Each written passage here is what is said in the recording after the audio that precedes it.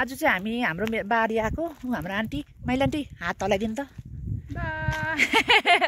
आन्टीले चाहिँ बाई भन्नुहुँदैछ हामी चाहिँ आज चारो खोज्दै म चाहिँ खाजा बनाउन आएको खेताला लाउँदैछु हाम्रो आन्टी चाहिँ आउनुहुन्छ अहिले गलिसक्नु टाउको माथि लगाएर खाली डोक्रुँदै म चाहिँ अब खाजा बनाउनु पर्ने यही हो खाजा बनाउने ठाउँ बनाउनु पर्ने आज मैले चाहिँ हाम्रो घर चाहिँ ऊ पर छ नि लु जाउँ त्यही ए खाजा बनाउनु पर्ने खेतालालाई हाम्रो अम्लिसो थुत्नु के अरे ए अम्लिसो भन्दै कुचो थुत्नु आएको भएको छ अनि हामी तीनजना चाहिँ घरमातिर बसेछ आज बनाए कि बनाएन सबै कुरा हैन हाम्रो घर चाहिँ यही हो काम गर्नेहरू आइसक्नु भएछ ऊ झन्डै गिट्टीमा यो चाहिँ हाम्रो बारी हाम्रो बुवाको नयाँ घर यो चाहिँ कस्तो भिडिदिएको तर बस्नुहरू चाहिँ अब मजाको छ ए यो चाहिँ सबै हाम्रो बुवाको जग्गा हो अब हामी यहाँ कन्नेहरूले अब आज घरको उयो गर्नुहुन्छ यो अस्ति उयो गर्दादेखि आएको त्यही आएकै थिएन बनाउनुसम्म बनिसकेछ यहाँ चाहिँ बनाउनु हुँदैछ यो चाहिँ अर्को कोठा हो ए यो पनि थुरी कहिले यो चाहिँ हिजोको हो क्या हिजो थुत्नु भएको कुच्चो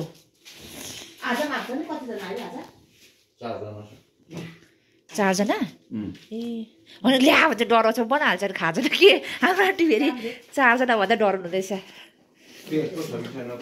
लिनु हुँदैछ बुबाले नानी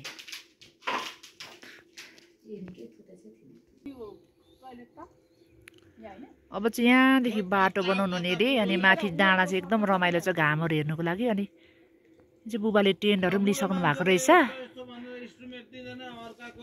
यो टेन्टहरू चाहिँ पछि बाहिर बस्नुको लागि ल्याउनु भएको छ पछि डाँडामा पुरै व्यवस्थित गरिकन बुबाले अब चाहिँ मैले चाहिँ यहाँ खाजा बनाउनु पर्ने रहेछ बाहिरपट्टि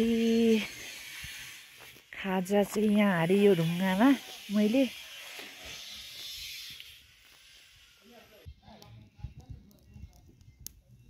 म चाहिँ एकछिन अब यहाँ आगो ताप्छु अनि अब एकछिन पछि खाजा बनाउँछु हाम्रो आन्टी र दुईजना चाहिँ हेर्नु हुँदैछ त्यहाँ गफाउनु हुँदैछ यो चाहिँ हाम्रो घर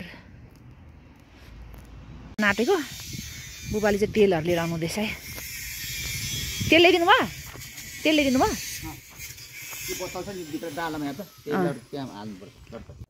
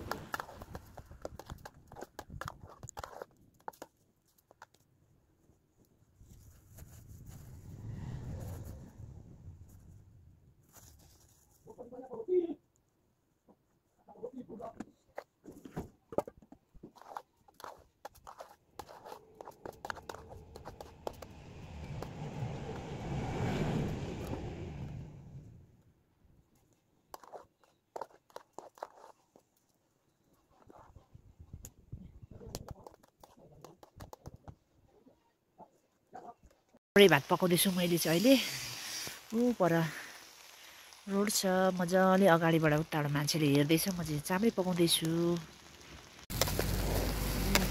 चाम्रेले पकाउँदा चाहिँ मजाले भुट्नु पर्ने हुन्छ चामललाई त्यसको भात मात्रै पानी लाउनु पर्ने हुन्छ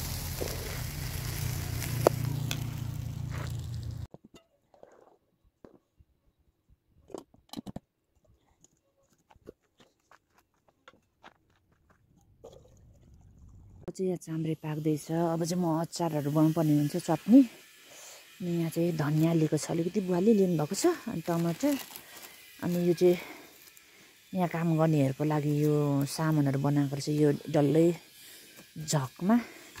यो तेल अरे, बेसार, यो सुकेको खोर्सानी, यो चाहिँ नुन रहेछ, कति धेरै के छ कि कोदोको पिठोदेखि लगेर हरेक थोक रहेछ यहाँ चाहिँ।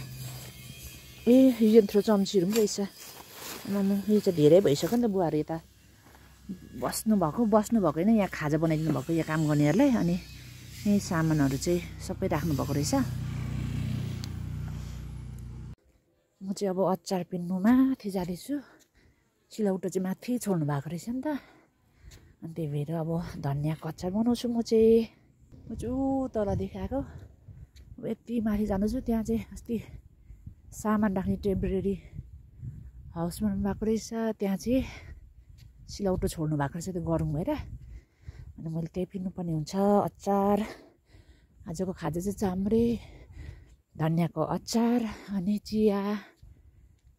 अचार पनि रेडी भयो। अब चाहिँ मेरो अचार चाहिँ रेडी भयो। अब म जान्छु। यस्तो यो कुच्चोहरू चाहिँ हाम्रो बारी चाहिँ तलसम्म छ। यहाँ चाहिँ हाम्रो पहिला गोठ जाने बाटो थियो, यहाँ मुनि चाहिँ हाम्रो दाउरा स्टोर गर्ने गोठ थियो, यहाँ बाटो छ तलसम्म छ क्या। यो चाहिँ यसरी पनि देख्दा पनि देख्दैन यति जङ्गल छ। अब यो चाहिँ हाम्रो घाँस काट्ने हुँदैन नि त, हाम्रो गाई पनि एउटा मात्रै सानो बच्चा रहेछ। अनि मम्मी आन्टीहरूले चाहिँ यो चाहिँ अब यत्तिकै काटेर फ्यालिदिनुहुन्छ अरे। त्यही भएर हामी चाहिँ सक्दैनौँ कि अम्लिसोको कुच्चो थुत्नु चाहिँ। पहिला हामी धेरै घरमा परिवार हुँदा सबै हुँदाखेरि चाहिँ अलिअलि थुत्थ्यो, अहिले चाहिँ थुत्दिन। यतादेखि स्टार्ट गर्नुभएको रहेछ। अहिले चाहिँ खेतालाकै भरमा ऊ तल छ, काकीहरू पनि तल रहेछ। काकी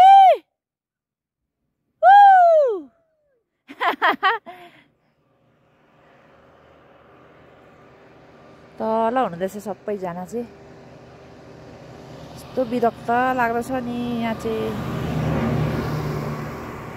हाम्रो खेताला चाहिँ तल हुनुहुन्छ, तलतिर गर्नुहुँदो रहेछ। चाहिँ मैले फुल जुममा गरेको छु। त्यो अलिअलि देखेको चाहिँ हाम्रो गोठ थियो पहिलाको, तर अहिले चाहिँ भत्किसकेको छ अरे।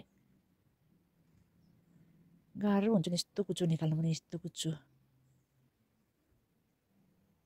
कति धेरै छ, उता परदेखि यता वारिपारि डल्लै यहाँसम्म, यहाँबाट सिमाना छ।